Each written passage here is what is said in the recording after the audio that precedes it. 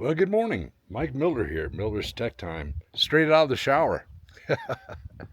Beautiful day here in eastern Idaho.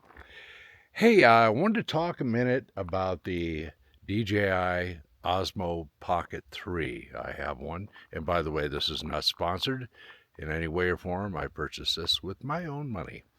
But here's the thing. I had a little bit of an issue.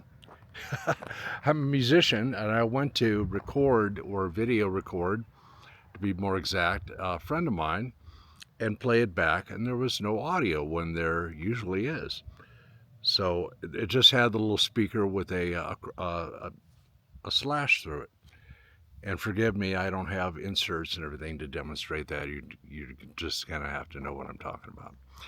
In any case, I tried everything. You laugh at me. I'm laughing at myself right now. I tried everything. I went online. I reset it to factory specs. Well, I'm going to cut to the chase. I'm going to save you the hell that I went through.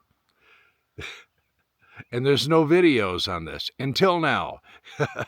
There's a little bar at the bottom of the screen that you don't see on the monitor screen until you tap it. And it's a little dot if it's turned off. It's not a bar. And that's the slider. Slide that to your right and you'll have your volume back. And you won't have to go through all the crap that I went through. Anyway, if you find this useful, please hit the like, hit the bell, subscribe, and I'm going to be loading some new content here. I've been away for a while, but we're going to get back on that horse and start doing this again with my new Osmo Pocket 3, as a matter of fact, at the head of the game.